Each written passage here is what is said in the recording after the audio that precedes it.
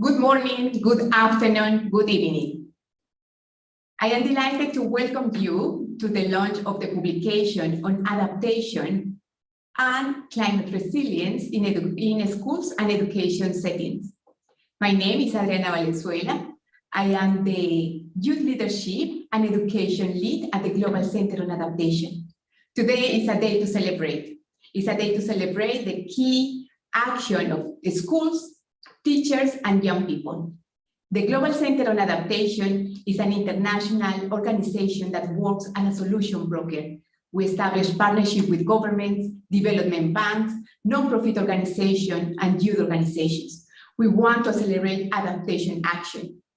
Last year, we established a partnership with the Center of Environmental Education in India and with the Foundation for Environment Education that has members in over 80 countries. We wanted to develop a publication to compile case studies about how schools and teachers, and especially young people, are implementing adaptation solutions. It is a great honor to welcome all of you, and especially teachers and schools that are part of this publication. The publication contains 15 case studies and also serves as a font of inspiration about what can be done. I would like to start welcoming the CEO of the Global Center on Adaptation, Professor Patrick Verkooyen, to launch this publication. Then I hand over for the video message of the CEO.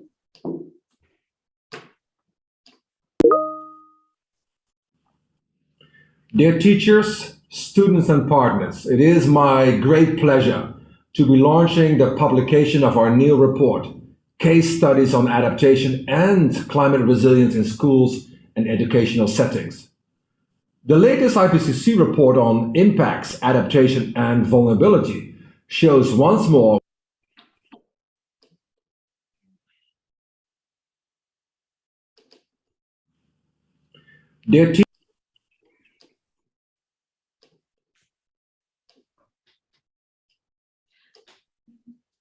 We have some technical issues with the video. We will try to play again.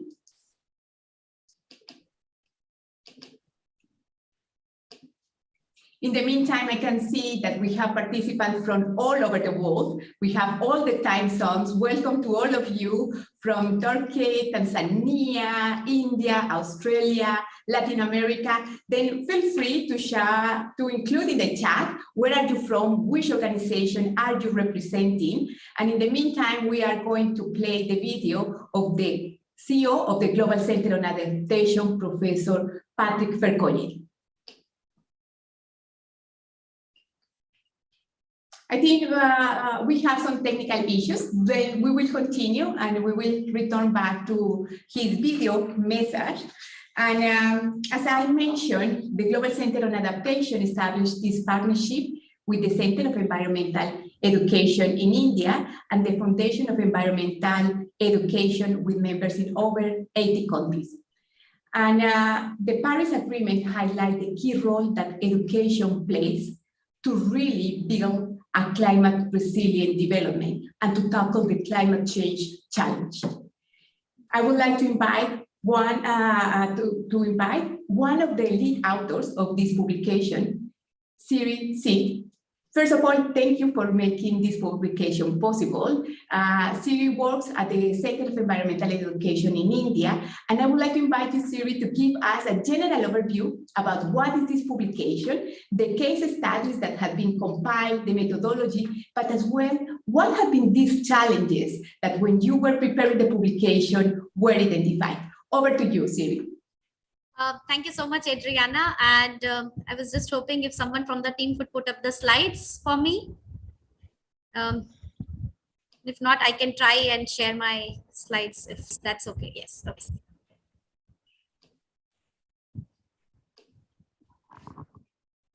Thank you so much again. And yes, you can move ahead.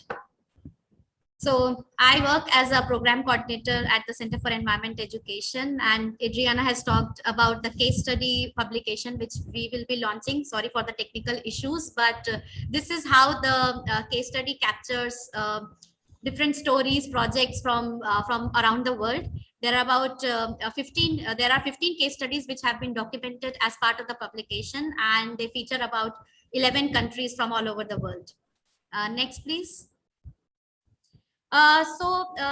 We had this hypothesis before we started writing this publication, and we wanted to really know how education within schools is able to lead to adaptation action, and that adaptation action is how it is being driven at the community level, and whether education is really playing a role in driving that action and building community resilience. So that was one of the hypotheses with which we wanted to write the publication. And then second was how the solution based approach on climate change adaptation through extracurricular activities, through curriculum, is being able to enhance the engagement of children and youth at the community level. Next, please. Based on this hypothesis, we also developed these key questions and try to understand how the how part of the hypothesis, how this climate change education was leading, and how this student-led projects were able to lead to climate adaptation within their local communities, and then what were the impacts that these school-led projects were able to take in building the community resilience. So basically, how education was able to translate into action at the community level was I think we wanted to know from the case studies and different projects which we were submitted as part of the case studies. Next, please.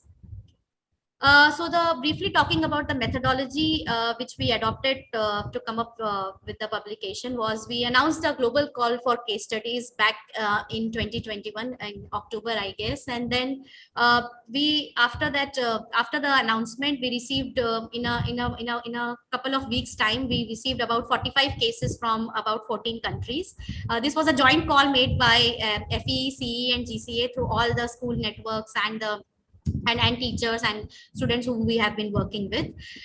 Then a preliminary sort of a review happened with these 45 case studies, and we shortlisted about 22 of them so that they could give us the whole picture of what kind of projects they are undertaking. And then these after these 22 projects were with us in full detail, we evaluated and selected 15 case studies, and these 15 case studies are from 11 countries now. Next, please. Although we are going to dive deeper into what kind of stories this publication captures in the later during the event with schools talking about their initiatives, I also wanted to share a few examples. So 1/3 of the case studies actually focuses on Africa, and those case studies mostly revolve around natural resource management, water security, and as well as food security. There are a couple of initiatives from schools which, of course, because of the water stress situations due to climate change, they have been actually about 1/3 are also focusing on rainwater harvesting. Rainwater harvesting structures have been taken up by schools as part of multiple initiatives as well. Then there is a beekeeping initiative, very interesting initiative, which has been taken up by students, schools, teachers, along in partnership with the communities, and how the beekeeping is actually promoting forest conservation. Talks of this specific case study talks about that. Then there is also a climate resilient farming initiative where in India from West Bengal, which talks about say how how traditional varieties could be promoted, and how the communities have taken up this climate resilience farming after school demonstrated some of the traditional varieties and how it can work. And a very interesting one lastly where there is a very innovative product innovative approach which has been developed by a school in Turkey, which uses banana stems to they extract water from the banana stems and they are using it for watering their greenhouses, which has been developed within the school settings. These are very interesting examples which have come up, and you will be able to look at them more once the publication is published today. So next, please. Next. Lastly, I also wanted to take this opportunity to discuss the challenges about the last slide. That was my last slide, I think. Can you share the previous slide? Yes. So, talking about the challenges which we experienced during the during development of this publication, one was definitely the whole climate change education discourses are mostly fixed around mitigation actions. So we also face this challenge. Half of the case studies which were initially received were focusing on reducing carbon footprint. Uh, Pollution and all those things. So there is somehow a challenge in, I think, in imparting climate change education on specifically on the topics of adaptation and adaptation measures that could be taken, because the most of the discourse within climate change focuses more on the causes of climate change. So that was one of the difficulties which we faced while developing this publication. Then we also thought that the capacity building initiatives need to focus on local climate impacts and solutions. We through the case studies we got to know that how if teachers and students are connected I mean they are aware of the local climate impacts, they are able to easily connect with the local situations, and they are able to have a deeper understanding of the social cultural aspects and also have a better connect with the local community as well. Also, a very important point on promoting local traditional knowledge. The local traditional knowledge, if right now, if it could be passed on to the younger generations, it could be looked as one of the conservation mechanisms for local traditional knowledge. So we were also thinking how we could uh, promote that through these kind of best practices and case studies. Very quickly on the need for climate focused educational resources, as I already mentioned, there is a lot of ambiguity on based on the interpretations around awareness and around adaptation and adaptation related measures. So if there could be educational resources and capacity building specifically for teachers and the education and other educators and facilitators, it could strengthen the adaptation action at the school level and somewhere at the household and the community level as well. Lastly, the studies which we referred to also said that also proved somehow that we need to go beyond identifying the adaptation strategies. Knowing about climate change is essential, but it is not sufficient to for increasing the adaptive capacity of the communities. So these studies or strategies need to go beyond that and identify the limitations which are present in implementation of these strategies, and how it is also kind of challenging for the related decision making. So these were sort of a very challenges. These were the challenges which we faced, and we also see it in the future. So there are more challenges which I think the schools would be a bit would be sharing in the later part of the event. Thank you so much, Adriana. Over to you. Thank you very much, Siri. And the recommendation of the publication also said that we need an integrated approach that bring together adaptation and mitigation. When we started developing this publication, we asked ourselves, what is adaptation education? And with this, I want to invite our next speaker. He is Kartikeya Sarabhai, Director of the Center for Environment Education in India. And it is a huge privilege to welcome you, Kartikeya. Now you are in Australia, it's the evening there. And thank you for making possible this publication, and especially for partnering with the Global Center on Adaptation. This topic about adaptation education is a pioneer work. And I would like to invite you, Kartikeya, to share with us what is adaptation education and how it is connected with the global frameworks on education for sustainable development and climate change. But also, I would like that you will share with us some of the key messages identified in this publication. Over to you, Kartikeya. Thank you so much, Adriana. And it's really a pleasure. It's been a pleasure to working with you and FEE and all the school partners from all over the world who have really helped in it, and seeing how these are still early days for climate change adaptation education. And we are going to see this grow. And so this publication comes at absolutely the right time when many people are really getting into it and making even the distinction between climate change mitigation and adaptation. I was just thinking, it was not very long ago that people were not even familiar with the word climate change. I mean, what was climate change? And I think that even that understanding was the first to happen. And immediately the reaction was, then what do we do? And that was the sort of mitigation response. But by 2015 or so, when the world leaders came together and built up their own plans, it became very obvious that even if everyone does what they were saying they were doing, it was not going to be enough. And that by the time human society reacts to the level at which it is to do, things will get worse before they start getting better. So I think this whole buildup was there. And more recently, over the last 4 or 5 years, we've just seen so many instances where people have seen things in their own climate which are not usual. I've just come from Ahmedabad. The last April was the hottest April for 70 years or 80 years. People are feeling heat. People are feeling excessive rain. People are seeing forest fires. People are seeing cyclones.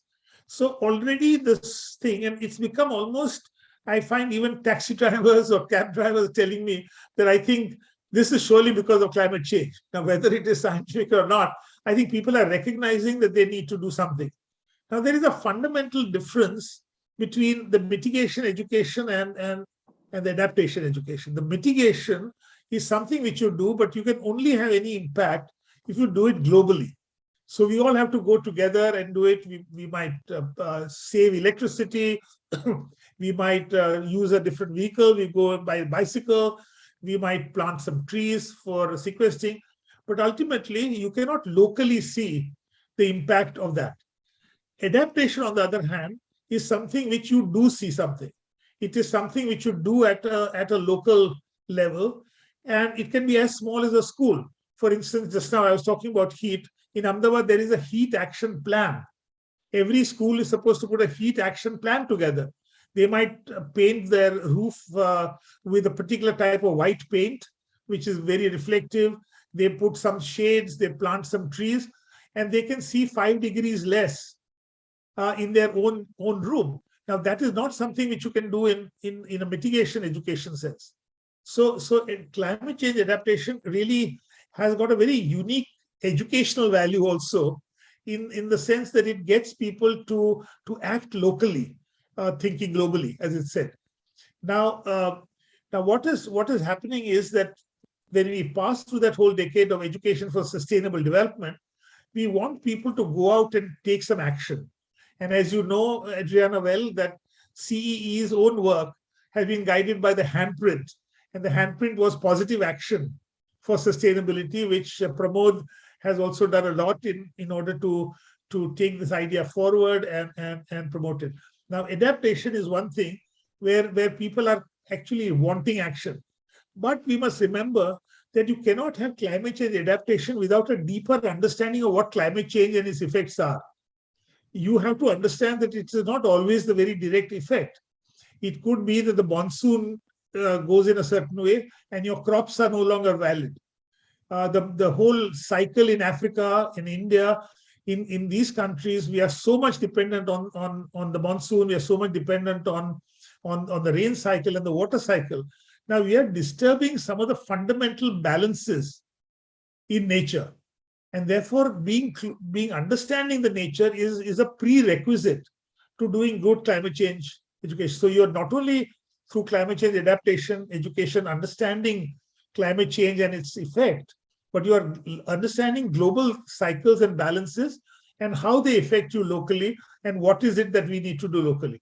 So even on an educational way, it is something which really takes it to the heart of ESD and shows us practically what we can do.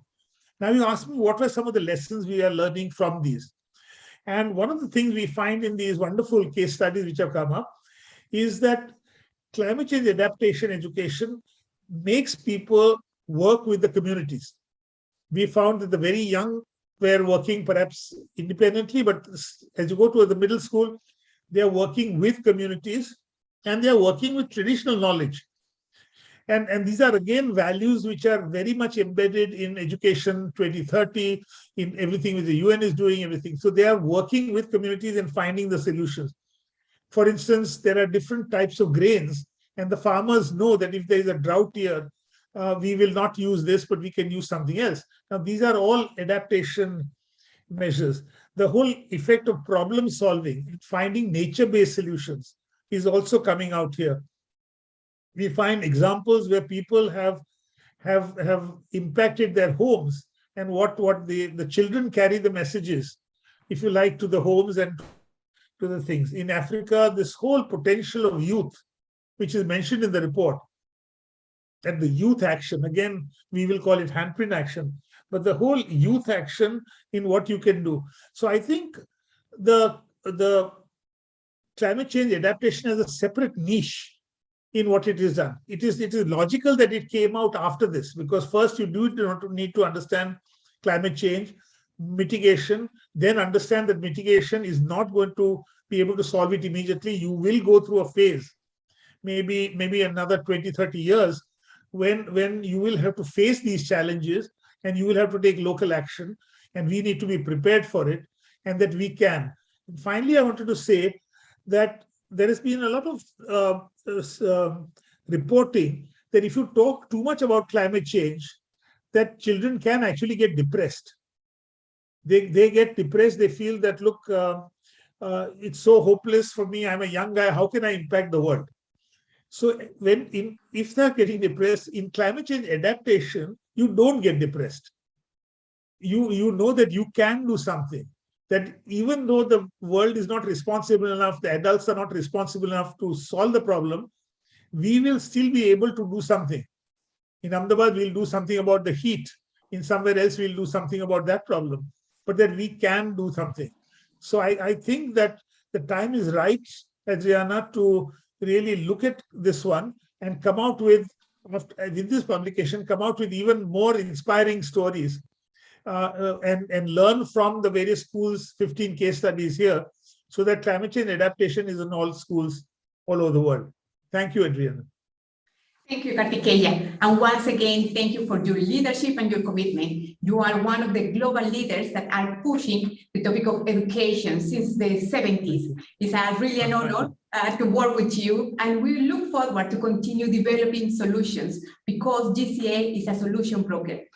As you said, we need an adaptation education that is contextualized, that is action and solutions oriented, that is according to the local needs and circumstances. But the most important is an education that empowers every person in the world to be part of the solution. And with this, I would like to invite the CEO of the Global Center on Adaptation, Professor Patrick Percoje, to launch the publication showcasing 15 case studies in different countries around the world. Then over to our CEO. Dear teachers, students, and partners, it is my great pleasure to be launching the publication of our NEIL report, Case Studies on Adaptation and Climate Resilience in Schools and Educational Settings. The latest IPCC report on impacts, adaptation, and vulnerability shows once more with terrible clarity the catastrophic impacts of the global climate emergency. We expect the worst of it to hit us in the second half of the century, but with young people and the generation yet to be born bearing the brunt. Africa, which is experiencing global warming at a rate higher than the global average, is in the eye of the storm. But we must not permit this alarming reality to lead us towards fatalism or to shy away from confronting the challenge ahead. At the Global Center on Adaptation, or GCA, we firmly believe that to build a climate resilient future, we must start at the earliest opportunity, which means in the classroom. This report presents some fantastic examples of what can be done to educate the world's children and young people about constructing a sustainable future. In Kenya, for example, pupils have created a rainwater harvesting project that provides a lead for their local community to follow. They are reducing local flooding risk while increasing available water for the dry season. In Madagascar, students are learning about the impacts of climate change through growing vegetables in a kitchen garden they have built for the school. They're not only acquiring new skills, but also generating an income for the school and putting food on the table for their fellow pupils. By sharing examples like these, by sharing them widely, we're going to shape minds with knowledge that contributes to building climate resilience. And therefore, my sincere thanks go to the Center for Environment Education and the Foundation for Environmental Education. You've been outstanding partners in producing this report. And to the young people across the globe whose work we feature in this report, as well as their teachers, I want to say that you are showing the way we can and must adapt to the climate changes we all face. I'm confident that through this report, you will inspire educators and students around the world. Thank you.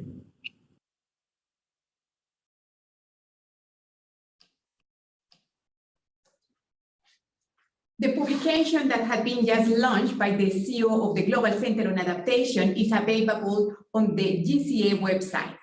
Also, you can download the publication using the code that is presented here. And also, we will share the link in the chat where you can access the publication. We hope that this publication will be a source of inspiration for all of you. To continue with this very interesting discussion about adaptation education, I am delighted to welcome our next speaker. He is Pramod Kurma Sharma. He is the Director of Education at the Foundation for Environmental Education, FEE. And FEE is an organization with members in over 80 countries. Pramod, FEE is leading several programs, Eco Schools, the Young Reporters for Environment, and many others.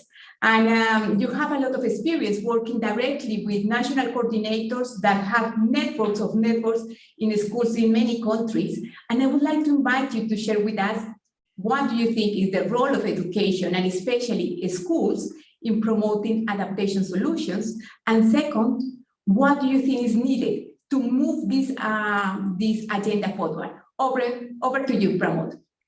Thank you, Adriana, and thank you for this opportunity to create this resource along with Center for Environment Education. And I would like to also thank Laura Hickey, a board member who also worked on behalf of FEE with the team at the Center for Environment Education in producing this publication. I will have a couple of slides to give a context. So when we are looking at education for climate resilience and adaptation, we are looking at many aspects related to it. One of the important part is that it is an opportunity and an important education activity to balance climate action, because mitigation action has taken most of the attention, as Karthike was also highlighting, and not much attention has gone into climate change adaptation education. And we saw that from the stories that came from the schools.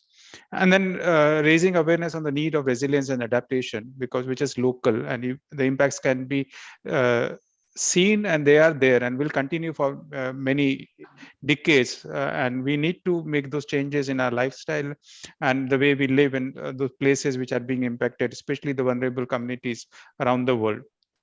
And then preparedness is the key to adverse weather events. Karthike was highlighting this heat action plan, but then there are other activities like disaster risk reduction and disaster preparedness, which are also important part of the actions that school can take as part of the educational activities.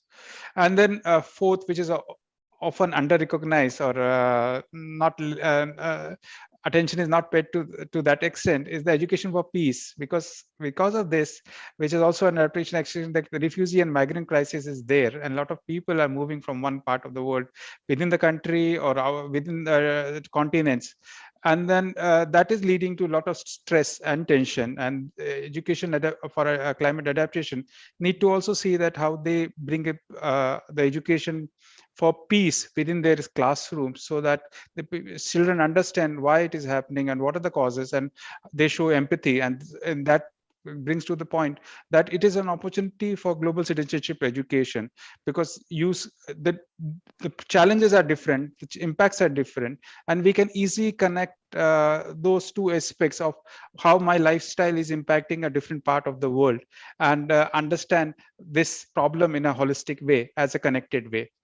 And sixth, and not the least point, but it is an opportunity to raise awareness on many issues which are visible around us, and those are happening in the communities where the students are or young people are. Loss of biodiversity, everybody is seeing that at local level to global level. Health, because of warming, vector-borne diseases, and other aspects that are because of climate change, and they are more visible nowadays. And with pandemic, a lot of attention also went into the global aspects of the diseases in the current world. Then impacts on agriculture, and I understand some of the case studies were there in terms of how we need to talk about resilience of our agriculture systems, whether it is heat resistant or drought resistant crop varieties, or we are talking about impacts because of change in salinity or salinity ingress because of loss of water that is there in coastal communities or coastal areas, or basically salt water entering agriculture field because of cyclone and other kind of local problems that are there. And then inequality in the world, resilience of vulnerable, that is also an important aspect. And we have been focusing on that how schools from one part of the world can help and connect with other schools. And we did a global campaign after the hurricane in Bahamas, and we were able to raise resources for helping the schools rebuild. And what is needed to accelerate climate adaptation action through education? So first, I think most foremost and important is that we need a curricular framework. How climate adaptation education can be embedded in education system as a cross-cutting theme, and basically map those opportunities and how and what is and identify what is missing, so that we can add to that basically expectation, because curriculum framework is an expectation of what we need to prepare the young people with. And the second is creating a baseline. What is the status of adaptation literacy? What is known?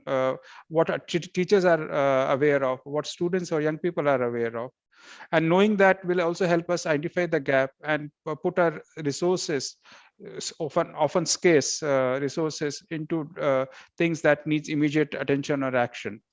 Then development of resources for teachers, no doubt about it. This is a wonderful resource that will help teachers to identify action that they can take in their community. But as we were discussing before the session also, some more projects where we can have ideas for schools to take up. And then action projects and connect schools. That is also important, because climate mitigation and impacts of climate change. This is an opportunity for, as I mentioned earlier, of global citizenship education, and helps students and young people understand that how they are united in a problem, but then how they are also united in a solution. And this could be a great way to bring about solidarity in different communities around the world, and works towards mitigation and adaptation action. And then scale up what is being done.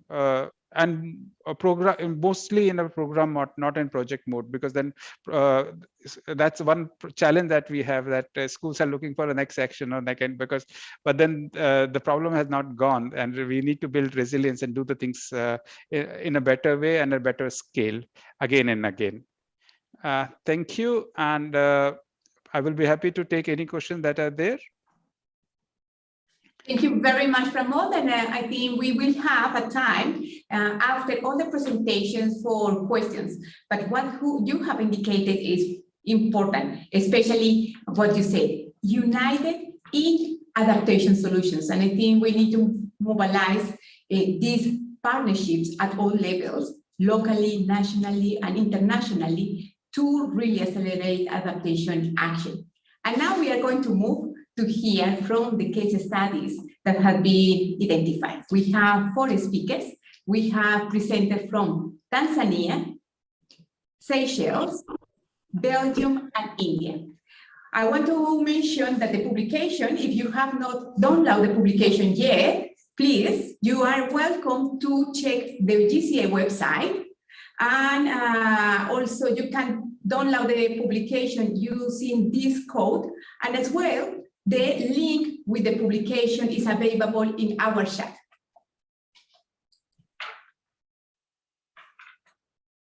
Then we have these 4 case studies. As Siri mentioned, there are different initiatives taking place in all over the world, and we have experiences in Africa, Asia, Latin America, Europe, showcasing what can be done.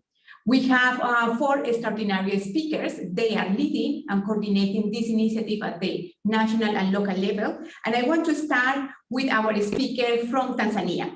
I would like to welcome Elisa Panlago. He is also the coordinator of the Eco Schools in Tanzania to share the experience with us.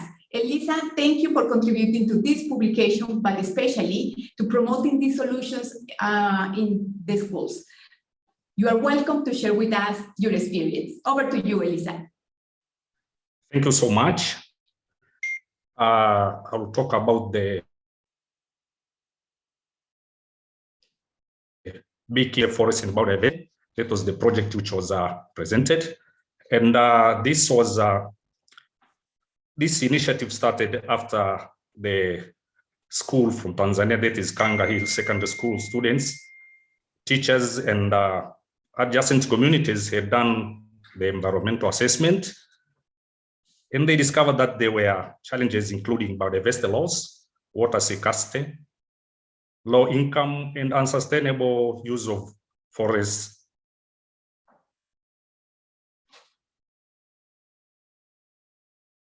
Beekeeping addressed the challenges, and the project commenced with 41 beehives, and the management was and is also being done by students, teachers, and community members. The beekeeping project is protecting the vegetation by discouraging people from entering the forest. And the products which are being harvested from this project are used for food, medicinal value, and also for commercial purposes. But also what I would like to say is that the initiative of this project has led to better forest management, better biodiversity management, and increase the income, and learning is also a learning hub. But also Tanzania is depending mostly on agriculture. This project is also enhancing better agriculture or sustainable agriculture. As regards to what the school is doing here, is also that as the activities which are being done in order to have this onboard adaptation and climate resilience. They also in building pertaining to adaptation and climate resilience, but also there is tree planting, protection of nearby forests, and also perpetuation and management of beekeeping project.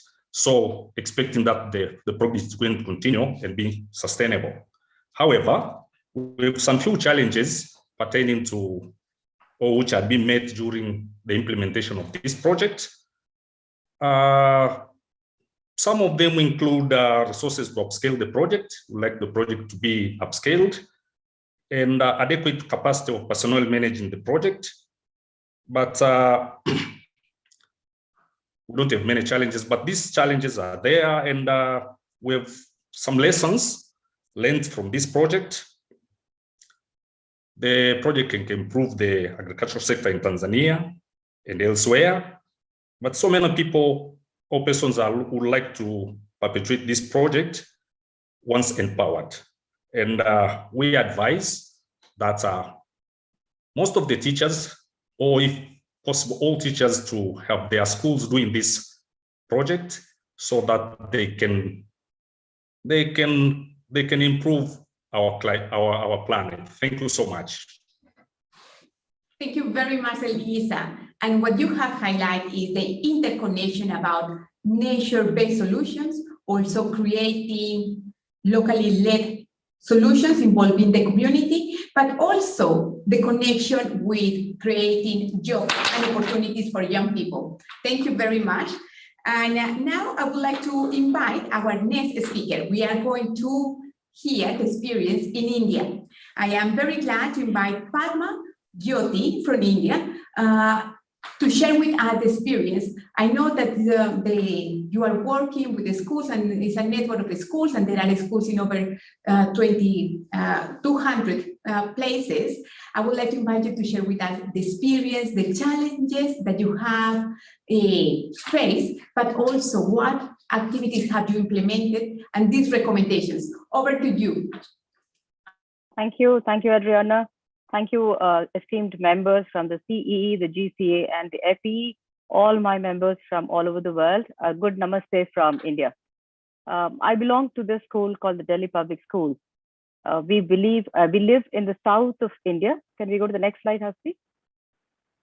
This is the picture of my school, and this is where we live. We belong to the south of India. We are a rocky terrain. It's much of, Hasti, you'll have to wait a little. Thank you. We are a rocky terrain. Hyderabad, the place where we live in, is basically a tropical zone. So it's very hot, at the same time, completely rock. So when we started the school in 2016, and I remember walking into the school, I just had one tall tree and 16 acres of barren land with one building. And I didn't want my school to be like this. So the plan of action were three things. We wanted a complete green cover of the school. We wanted plants to come in, and then I knew that plants don't grow immediately. So what were the ventures that we did? Hasti, now you can move around. I'll come back to this slide at the end. This is my last slide, actually. Come back again. Hasti, move next. So we picked up three things. My ideas were to increase the green cover of the school. One being it is very, very hot. And two, when I wanted my children to walk into the school, I wanted them to enjoy what is called a little of biodiversity, a few plants, a few tall trees, a little of sparrows, a few turtles. This is what my school I wanted to be, and that is what was my action plan. So we sat down as a committee, and we said every class will have 2 nominations called the Green Crusaders. So these 2 nominations of the Green Crusaders, if I have around 50 sections, now there are 100 team members. The job of these 100 team members will have to enforce the rules that we spoke about. For example, we said there are no birthday chocolates. I mean, birthdays are every day. We said no birthday chocolates. Let's have birthdays in a different manner. So every child on a birthday gets a plant, and the plant is planted by the child. There's water poured, and in case there are some parents who come in and then put the name of the child there. So if you see my school now, from a single tall tree to 4,401 plants when we did the green audit just last year. So 4,000 came up just not one day. In 6 years, if you walk in now, there are trees as tall as 2 floors high, 2.5 to 3 floors high.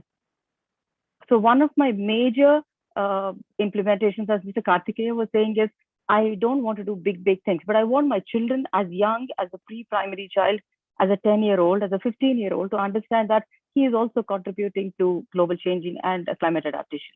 And that was my first thing. So if you walk around now, and I have an event happening in school, a chief guest walks in, I have the mayor, sometimes the ministers walk in. We said, let's get away with bouquets. In India, it's a very famous thing, and you either garland somebody or you give them a huge bouquet of lovely flowers, and then with due respect to everybody, the bouquet is kept aside. So we said no more bouquets. So this was a trendsetter that we did, and we said we only give plants to chief guests, no more. So we have this small plants that we made off paper in school, recycled paper in school, put a plant in that and give it to the guest. This was the second thing that even the government, when they walked into our school, members appreciated it and said, okay, fine, no more bouquets. The third thing that we did recent time was we adopted a barren land in and around our place. Again, as I said, the whole place is a rocky terrain. So we made what are these called as green bombs. You must have heard of other bombs. I'm sorry for the word, but these are green bombs. So we make these small mud bombs, put seeds in it, and then take the children and ask them to throw wherever they want. It was a fun-filled activity. But then when we saw this over a period of 1 or 2 years, we have the park coming up recently closer to our school. We see all these smaller green bombs shooting up and then sprouting up leaves. So in a small measure, whatever the school could do, we start doing it, and we continue to doing it. The second important thing that we had to do because of the rocky terrain was lack of water. we found that the ground table was very, very low. And then what do we do about it? Two things again. We again had two children in the class called the water warriors. No, you give children responsibility, a little of work, and then they do it with aplomb. So the water warriors, the job of them is to ensure that when you go into the washroom, we had put in what are these called the mist taps. These are very, very common now in many countries, places everywhere. The mist tap is a place where when you open the tap, the water doesn't gush out. It just comes in the form of a very fine mist. I would like to thank the management here because it is their input which brought in this. You save water this way. So when you have small children and you go to wash your hands before your meal, after your meal, into the washroom, the mist taps actually helped us a lot in saving water. So you don't have large wastage of water.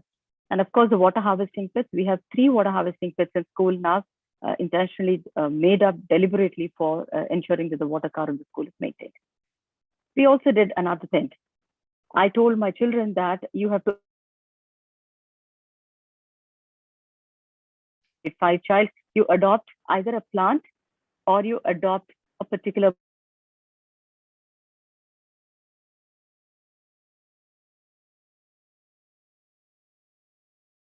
the sparrows are an endangered species in Hyderabad. We had lots of sparrows when I was a child, but now you don't see them.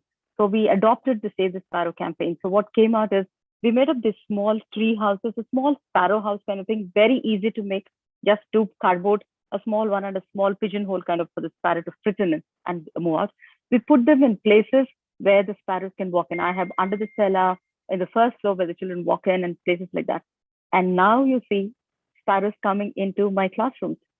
So I have children who take the roll call every morning, and then this sparrow is taken roll call number 31, roll call number 26, because sparrows have become a friendly feature to us.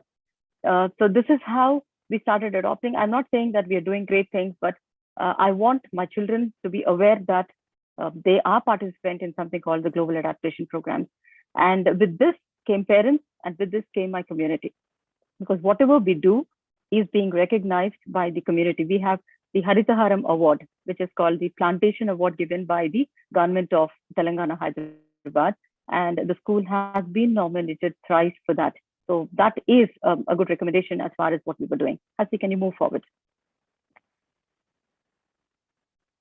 So these are the 3 names I gave you already: the Green Crusaders, the 2 green monitors of each and every class, the Water Warriors, whose job is to ensure that you water your plant every morning, and the DPS charges, the 3rd wing of my school. I recently also started off with this idea that when you adopt a plant, your report card at the end of the year, the scholastic report card, will also have your plant statistics, whether your plant is healthy, your plant is growing, and have you watered your plant every day. If these 3 things are done, your report card will give you a green flag too. So I picked up the green flag from CEE. I said, let the children enjoy what they're doing and enjoy it with a little amount of credit. Next, Hasi. So these are all my the plantation programs that are happening in school. This was done as part of the CE project. Next, Hasi. The Haritaharam, this is how the school looked in 2016-17, and that is how plantation happened with all the children and all of us. And now if you walk into my school portals, you'll find a lovely green cover everywhere. The Butterfly Garden, one more biodiversity program. There are special plants by the CIA, the Confederation of Indian Industries, and they had suggested that we pick up Butterfly Garden. So we have a whole pathway along which we did this. So this is the Save the Sparrow campaign that happened, and the school is now happy. Hasti, next. The grade 10 and the grade 9 children also have agriculture as part of the subject. So we do grow our own plants in school. We have tomatoes, chilies, spinach, a little of cabbage. We had potatoes. We had tomatoes in large numbers. So all these are children who are doing it. We had paddy grown up, but then not in large numbers, so smaller. So this is the Green Warriors again, the group selling us. So we sell these to teachers pick it up. And then again, the money that comes on goes around to buying more seeds and more plantation happens. These are my birthday saplings, and this is a part and parcel of the school. No birthdays without plants. In India, we also celebrate what is called as a Rakhi festival, which is, you celebrate the bond of brotherhood. And then in school, what we did is we went in a little further and we said, you celebrate Rakhis with plants. So you tie a Rakhi to your favorite plant and take care of it. You promise that for the next 1 year, you take care of this. And this is again caught up very well in our schools. So each child goes up and adopts a plant and says, for the next 1 year, I'm going to take care of this particular plant. So that is the bond of friendship that they're tying. The vermicompost pit, we had taken it up from the government of Telangana again. There's the earthen pots that you're seeing, 3 earthen pots that are given to us. It is very easy. We collect all the dead debris and the fallen leaves, put them in a pot, add a little of the mixture, the vermicompost mixture, and that's how the vermicompost for my plants is done in the school itself. It's a very, very easy process. The next plan for the next action for the next 2-3 years is, of course, reduce plastic completely. So we were planning to pick up, next slide, Hasbi, water bottles and then vertical gardens. We have lots of walls. So I thought, why not use these plastic bottles? You cut them in the center a little, put up some plants and hang them wherever you find them so that the walls become a little decorative and my bottles will come to use. So this is still in the process. So this is the vermicompost earthen pot that I spoke about, the 3 pots. You put them in pot number 1 and then you keep changing the vermicompost. That's how we got it. These are the rainwater collection pits. This is the RO water plant, the treated water. And another thing that I instilled, this is of course out of the CE platform, but then I thought you have a bell in school. You normally ring a bell when the child walks in after every class and all that. So I was telling Adriana yesterday, 11:10 in my classroom, my school is a water bell.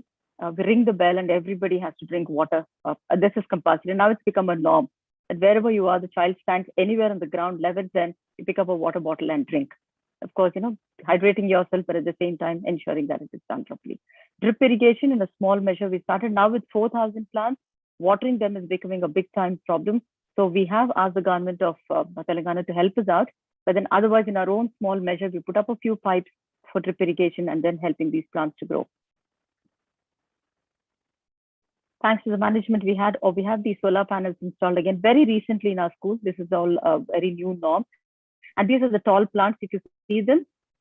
This was not how the plants were in 2016. They were very small baby plants, and that's how they are now, 2 stories high, I'm sorry. The solar panels, when we put up, has now picked up around 100 kilowatts of power that they give us every month. This is my green pledge. So for children, it is compulsory in our school that we take up a water pledge and a green pledge. These ideas that we are trying to instill in young minds will take forward, I think, when they grow up too. That I need to take care and I'm a part of the environment. Anna, these are the badges.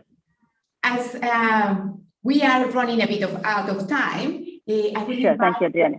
To give the final reflection. Sure, thank you. So these are the DPS charges, the community service programs that are done by schools. Thank you, Hasbi. You can move forward. That's all. That's the last slide. Thank you. Thank you all. Thank you very much, Padma. And there are multiple examples about what can be done and how other schools can take this initiative also to be implemented at the local level. Let's move to our next speaker. I would like to invite Cedric Richard. He's presenting the experience in Belgium. Cedric, thank you to be with us. Please share the experience of your school, but also challenges and recommendations. Over to you, Cedric. Hello, everybody. Thank you for the opportunity to speak to all the organizations who are involved. I'm very honored to present my school and my project.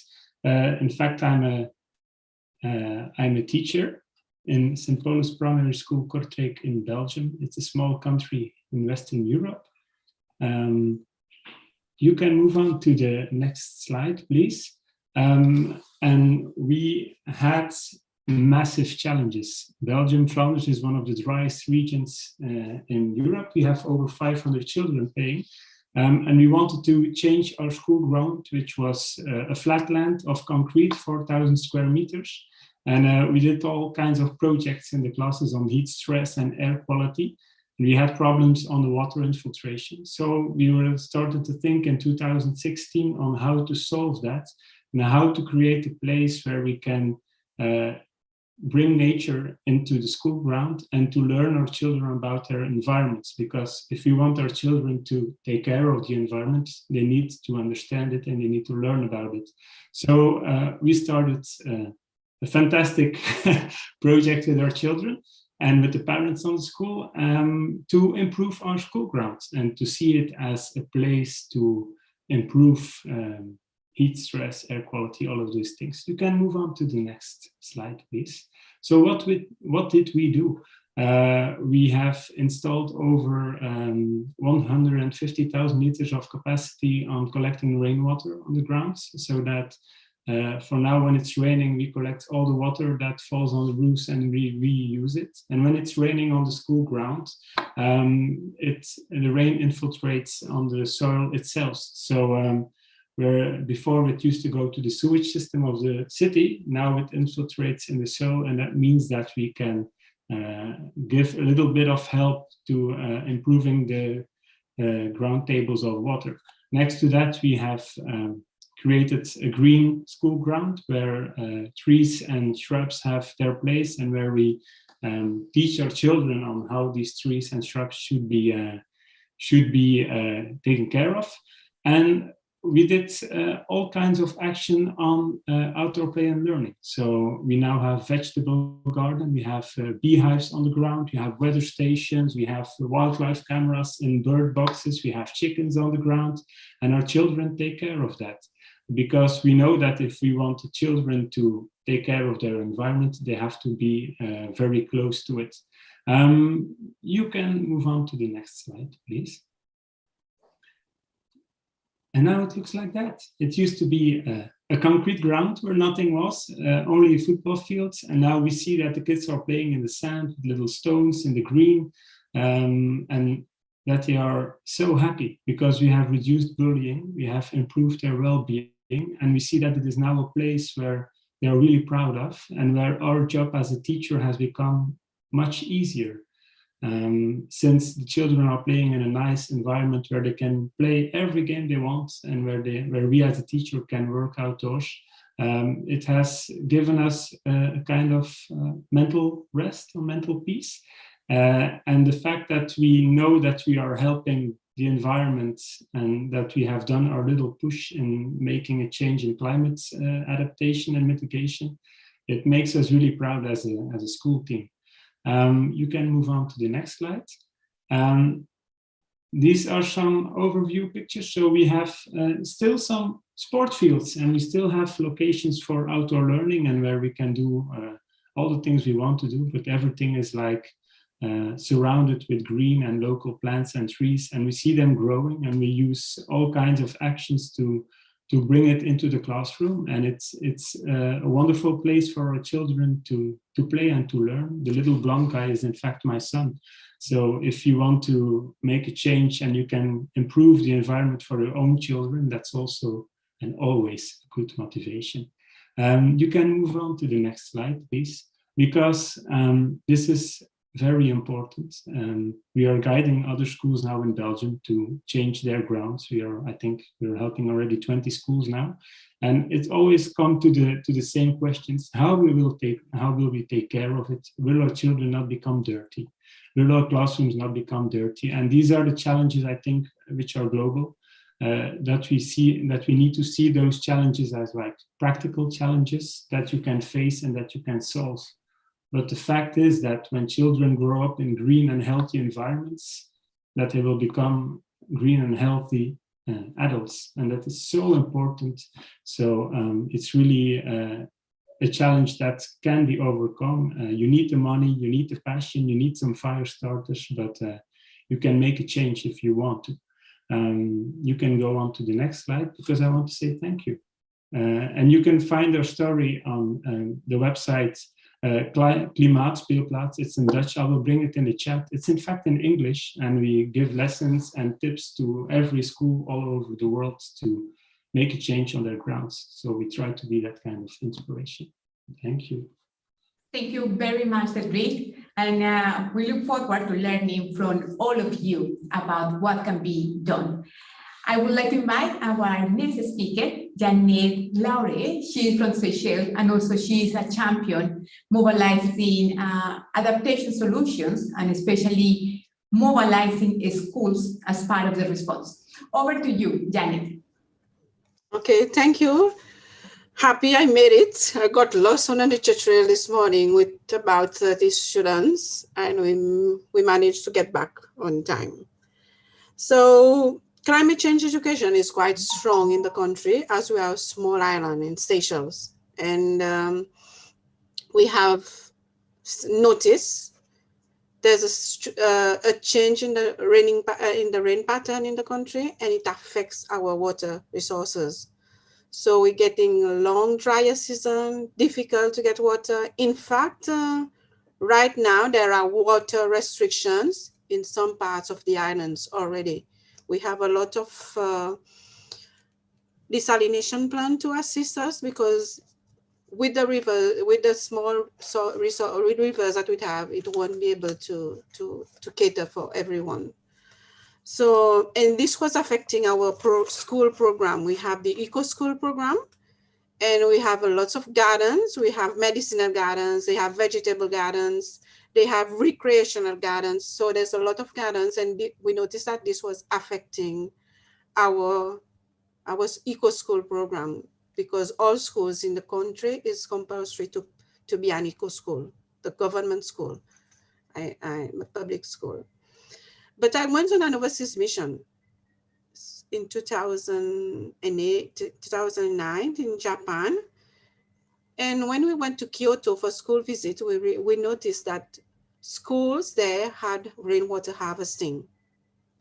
After the Kyoto Protocol, they make it that encourage all schools to do rainwater harvesting. And I thought that would be a very good idea for Seychelles. But at the end of the mission, the training, we all had to write a small project.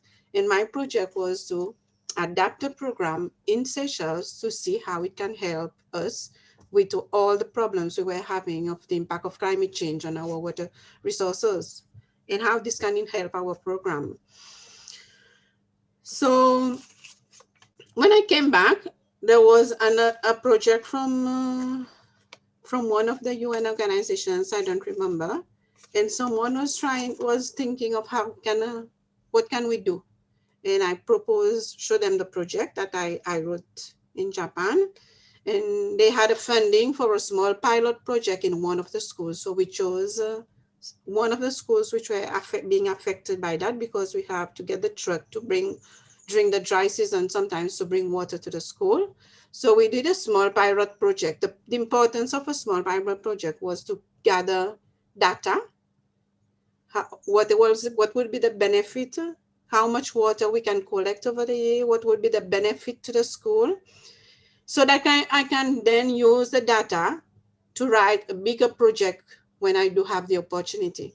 So I attended another mission, overseas mission with the UNEP, and they were talking about how they had funding, CCD, they had funding for the African region, CCD, climate change, for climate change adaptation program. So, there was all those countries in Africa coming up with those big projects. And I remember sitting there, we had to return it in June, on the 5th of June, for what I tried to write a project to try it in 7 schools. I did it as a consultant. So to my surprise, using the small data that we gathered, scientific data that it was used as science in maths lesson.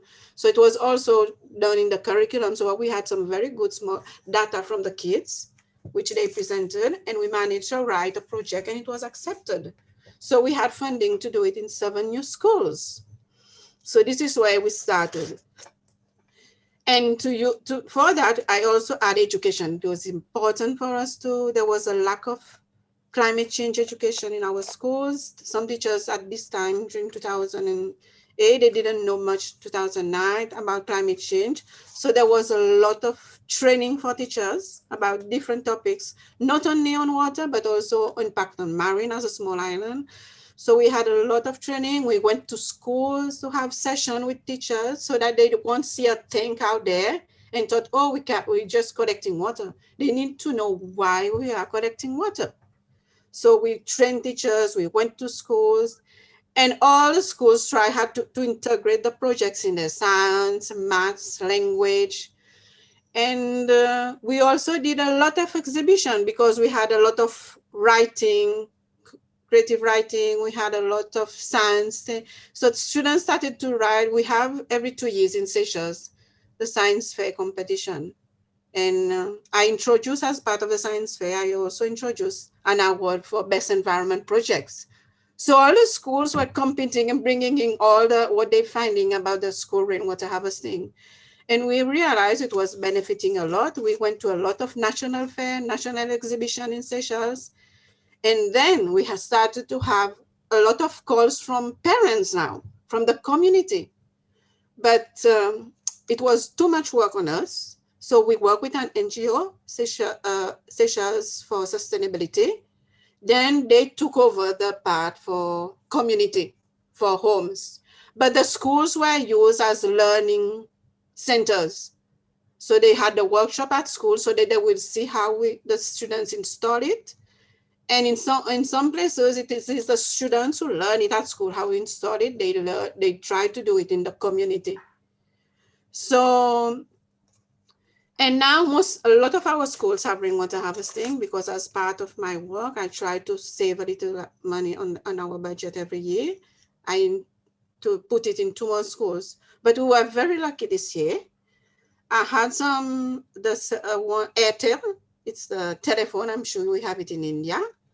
Airtel Telecom, who came us to propose what we have as project. I said, we have the rainwater harvesting. And they were very happy to join in. So they committed themselves for this year, Earth Day. They've installed it already in 3 schools. We now working on putting in 3 schools. So perhaps by the end of next year, all schools in the country will be able to have their own rainwater harvesting system. We've noticed that even if it was adapting to climate change, it helped a lot. Because there was a secondary school, for example, close to another primary school. We hadn't installed yet water in the primary school, and we went through a very severe drought that we had to get water collected in a huge tank. Through the rainwater harvesting project from the secondary school, we're feeding the school the water, the primary school nearby. So it has a lot of impact with the community. We're happy that very often we say education starts at home, and then we come to school. For the rainwater harvesting in Seychelles, it started at school and went to the community and every home. So now mostly everybody, many people in the country now have their own water harvesting through what was seen and observed. So the project also was among the Momentum for Change for COP 17 in Durban. We were selected among 10 projects. The 10 projects selected. We also got an award among the 10 finalists for the Commonwealth for developing countries. And like I say, before I close my eyes forever in this world, I'm trying to ensure that all our schools have rainwater harvesting. And now our gardens are growing because it's working a lot. It's something, because when we travel, sometimes we see rainwater harvesting, but the people around the school do not know why it is there. They do not make the connection with climate change.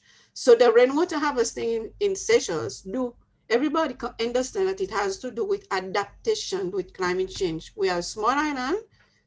Yes, we have to mitigate, but we are at a point where we have to adapt fast, and we need to look for projects to adapt. So this is, like we said, I'm the one leading that. It was a small school project, and now after the project, the teachers in the schools, we made a recommendation to the Ministry of Education that new schools, for example, when they are built, we have rainwater harvesting. So now every new schools in the country which are built, it is integrated in the system, in the building system, in the design of the school. And government also has now trying to work on encouraging and in giving some funding, okay, or wait, so that people in the community also can buy the tanks with it and provide rainwater, so that now most people of the country know about rainwater harvesting through what a small project started in school. And that's it. Thank you. Thank you very much, Janet, for this inspiring experience. As you said, moving from one school to all the schools in the country with a water harvesting system. It is fantastic, and we need to scale up this kind of solutions, not only at the school level, but that the schools serve as a laboratory to inspire action at the local level and especially in the communities. Now, we have a bit of time to move to some questions and answers. If you have any question, please write down in the chat and Siri will help us with some questions. We don't have a lot of time, but I think that this discussion has been very interesting. Then let's take some questions, and I will request Siri, if you just can compile the questions and maybe read some of them, and we will give the opportunity to the speakers to address the questions. Over to you, Siri.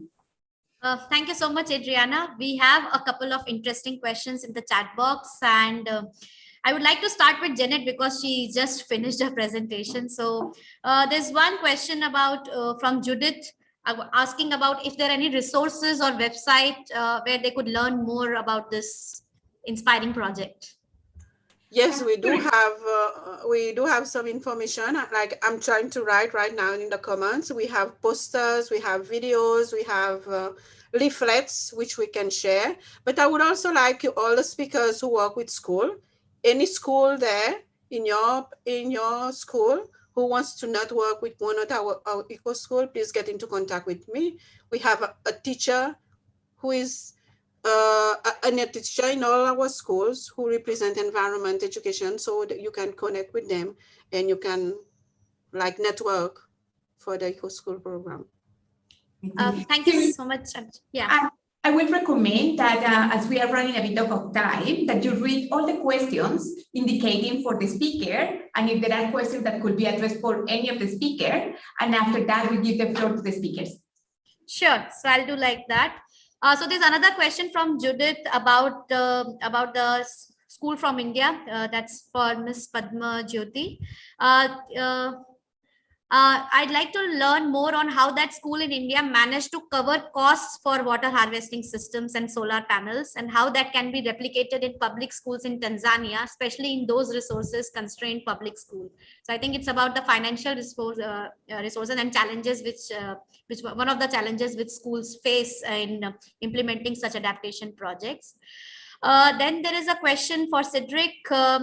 Cedric, I think you have answered, but it would be good to know, to listen from you. Tobias wanted to know about, have you noticed any change in how your students think about climate change, and has their involvement increased or not, and have the children participated in possible measures on the school ground as part of the futuristic perspective? So that's another question we have in the chat box. Adriana, I think that's it. If there are any more, yes. If there are any other questions, they can still post in the chat box, but while we can address them now. Then Cedric, let's move with you.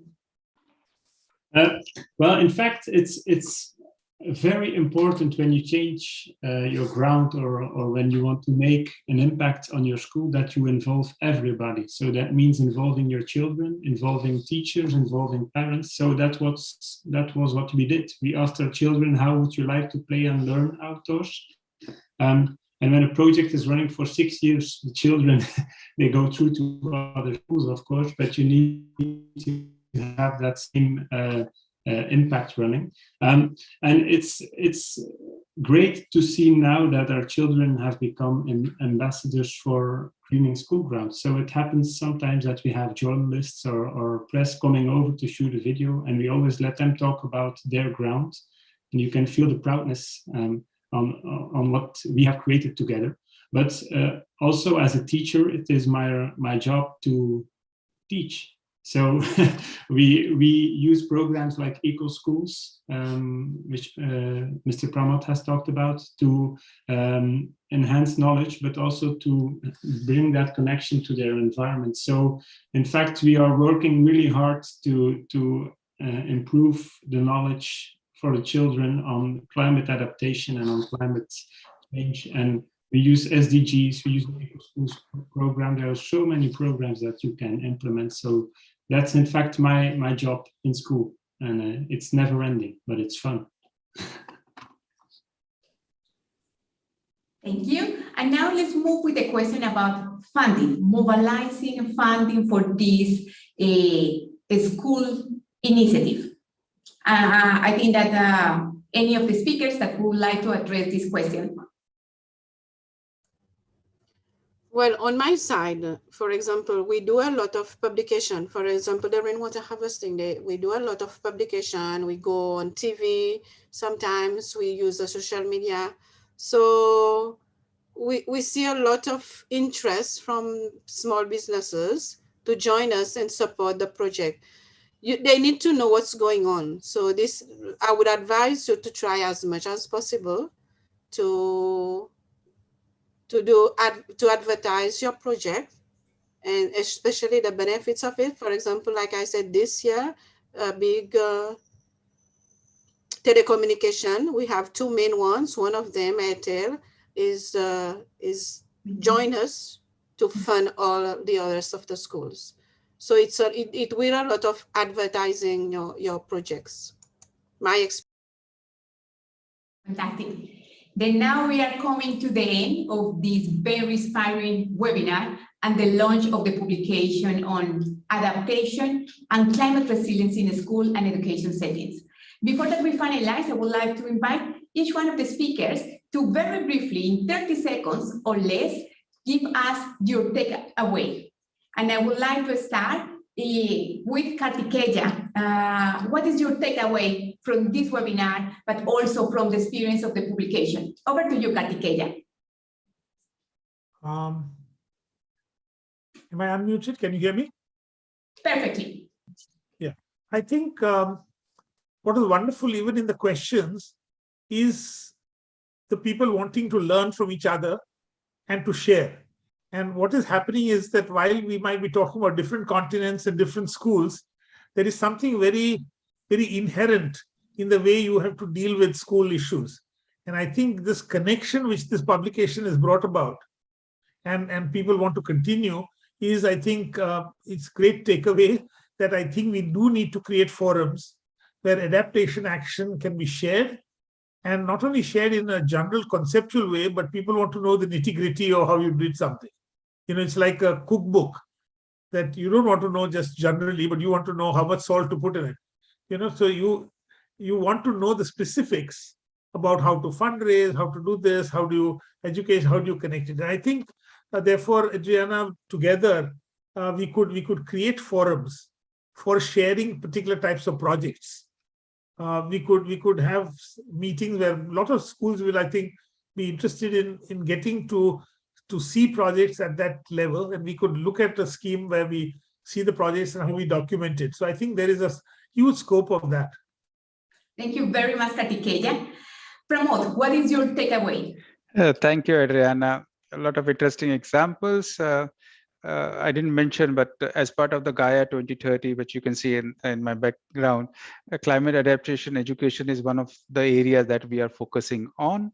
And this publication and the ideas shared by the schools, basically they are ambassadors of climate change adaptation action. And we are looking forward to ways how we can scale them up and also see that how we address the gaps where we can see in the map when it was shared by Shrishti that there are blind spots where we couldn't find a project or things, but that would be an action area for us to replicate and take this idea, and this will be a useful tool for us now, because now it's an example from schools, and schools understand better if some other school in the world has done it, and see that as an exemplar to replicate.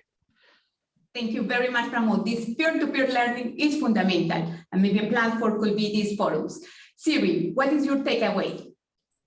I think we have already mentioned that in the publication, but it came out very strongly during the panel discussion which we had with schools, that schools are serving as learning and demonstration centers. The example which Janet gave about how a small project was able to bring that policy change, and that the scale of the project has now gone beyond, has been gone across the country. So I think that's my takeaway, and looking at how the power of education can bring that kind of change is really very inspiring. Thank you very much. And let's move now with our other speakers. Elisa, what is your takeaway? Yeah, thank you so much. Thank you so much. I would like to say that share of such experiences we've shared, information, knowledge from this various projects we have learned today. I think this should be perpetuated, and whoever learned from this webinar today is good to take home and practice what we have learned today. But it would have been good to perpetuate such webinars in the next time. Thank you so much. Thank you very much, Elisa. Cedric, what is your takeaway? I would like to thank you for having me over, and it's heartwarming to see that this is a worldwide movement. And I think when there is urgency, when you combine vision with passion, when you ask the right questions, when you involve everyone, when you find the right people, when you dare to dream, when you realize the dream, you get great results. And I think it's a human right for every child to play in a healthy and green environment. And I think for us, it's necessary to help to realize that dream. So thank you. Fantastic, Cedric. I think it is what drives all of us, vision with passion. Janet, what is your takeaway? I didn't think that in very short time, I would add so much of what's going on around the world, you know? I mean, we need more of those sometimes. Sometimes there are schools which, for example, the school in India with plants instead of flowers. This is definitely something which I'm going to encourage now with other schools.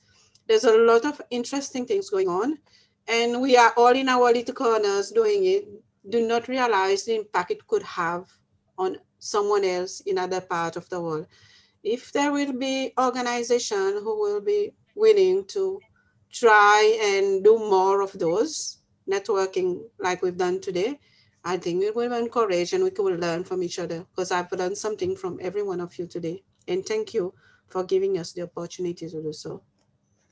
Thank you, Janet. And with this question also, I would like to close this event.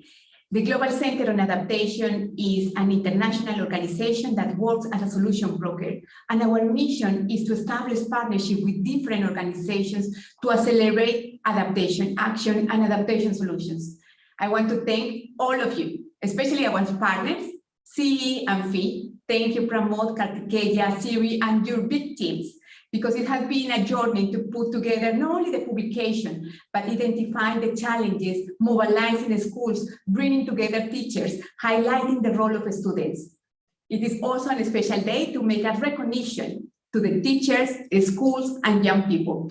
You are change makers, and we need you. We need you to accelerate adaptation action. Also, a special thanks to all our speakers. We have learned a lot about what can be done, but also there are some challenges, and these challenges need to be addressed together. I think that there are 3 key points. One, we need to accelerate adaptation action.